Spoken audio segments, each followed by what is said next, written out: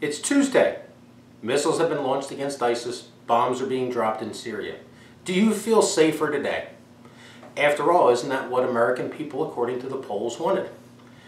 At the beginning of the summer, we had polls 50% in favor of going to war, 50% against. Then we had 2 Americans beheaded. 2 Americans that today, people don't know their names. If you ask them in a list of 10 names of reporters, they wouldn't be able to tell you the 2 that were beheaded. They can tell you who beheaded them. They can tell you that it's horrible, that it was an attack on America. If you had asked them a few months prior to the beheading who was held hostage, they didn't even know because the mainstream media never reported on it. Is it a tragedy that these 2 people were killed? Yes, it is, because the loss of every life is a tragedy. We only have one existence. There is no afterlife. What we have right now is it. So anytime someone loses what they have, this precious finite gift, then yes, it is a big loss. Should they have been in Syria? They were there on their own free will. They were reporters covering a story, and they chose to go into a bad place. They put their life in their own hands, and some bad people put their heads in their hands. There are no murders and beheadings going on in Oklahoma City, Oklahoma. So if you want to cover a news story and not get beheaded, go to Oklahoma City, Oklahoma. If you want to take the risk of being beheaded, go to a war zone in the Middle East. Do I feel like this was an attack on America? Absolutely not.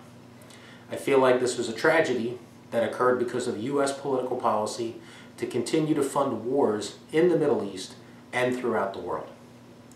The war on terror started after September 11th, 13 years ago, and it's still going on. Our original goal was to seek retaliation for those who would attack America. On September 11th, 13 years ago, they attacked with airplanes. The people in the planes are dead. The people who funded them, we were told, was Osama bin Laden. We went to Afghanistan to fight him and break apart his terror regime. We were told that he had huge, giant underground complexes and bunkers. None of that existed. But it led to the fear-mongering of the time. It led to things such as the Patriot Act, which is not something that was brought about after September 11th. It was something that police lobbyists were begging for long before September 11th. September 11th just gave people who wanted to restrict our rights and freedoms the justification they needed to pass through oppressive legislation to restrict the rights of every U.S. citizen. And it's still going on today. It's never been rescinded. It's never been repealed. There is no executive order staying it. Matter of fact, it's gotten worse. And yet it's still in place. And Americans are fine with that because of 9/11, America.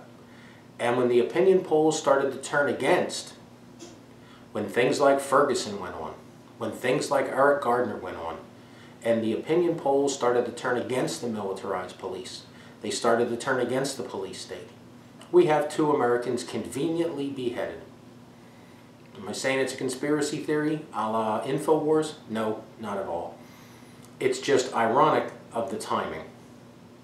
The opinion polls went from 50% opposed to a war to 70+% in favor of a war. A huge difference. But the bombs are being dropped, the missiles are being launched. Do you feel safer right now? We were told on September 11th there was going to be a huge ISIS attack coming from the southern border, or our weak, wide-open northern border with liberal, wide-open Canada. None of those happened. The people that made those statements, none of them resigned from their jobs in the media. None of them issued statements of a public apology. Not one of them came on camera and said that they were fear-mongers and warmongers and that they will try and do better. Not one. What they did was they changed the date. They changed the crisis. They changed the fear. Because that's all they're selling you, is on fear.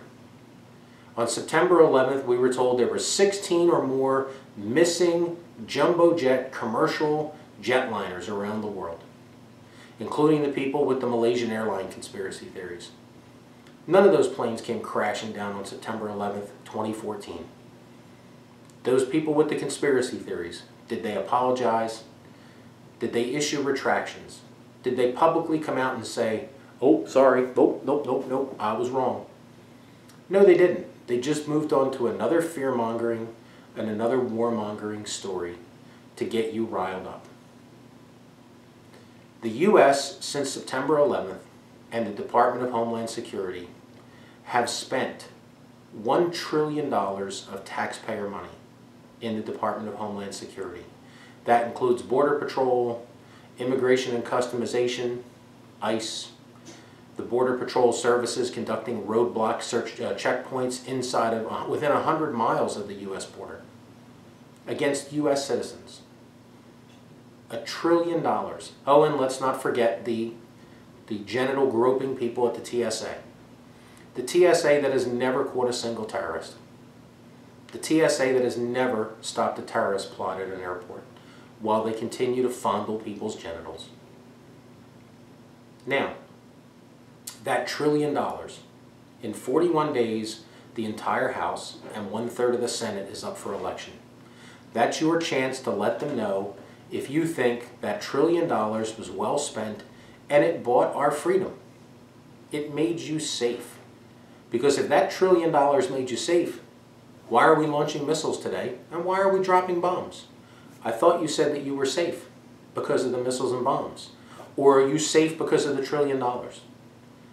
Or are we not safe enough because TSA isn't doing their job? Then why in 41 days aren't you demanding of your elected officials that they get rid of the TSA? That we go back to a much simpler system like we used to have? Because security, when it's fake and is just there for show, all it does is create pork barrel jobs and waste taxpayers' money. And it doesn't really make us safe. What would make us safe? Bringing all of our troops home.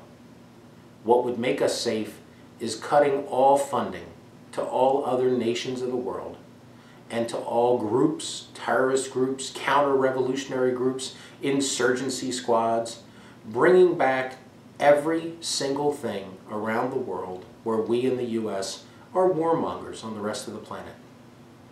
Stop giving them money, stop giving them arms, and stop giving them military training or consultants to help train them. If we cut all of that out, we will see that the world becomes a much safer place because one huge group that stirs up the pot, the United States, will stop stirring the pot for a while. And we can spend that time to fix America. Whoa, whoa, whoa, whoa, Jim, there's all kinds of problems in the world that we have to fix. No, we don't. No, we don't. If there's a country that has a problem, tell them to go to the United Nations. Oh, but the United Nations sucks. The United Nations is broke. Then go fix it. Go tell our politicians that you're going to vote for in 41 days that you want them to go fix the United Nations. You want them to get us out of the United Nations until it's broke.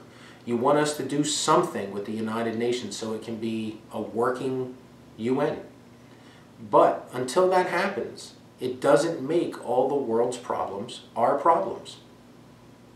It seems really simple. There are people in the Middle East who are getting attacked by the U.S. And they're retaliating. And they retaliate with fear. They retaliate with videos on YouTube just like this, except instead of standing here wearing an American flag on my t-shirt, sitting here in America on a bright sunny day while my children are in public school, instead of sitting here in America, they're sitting in a war-ravaged land across the other side of the planet. And the people that ravaged their land came from U.S. funding and U.S. arms and U.S. training. And we need to stop.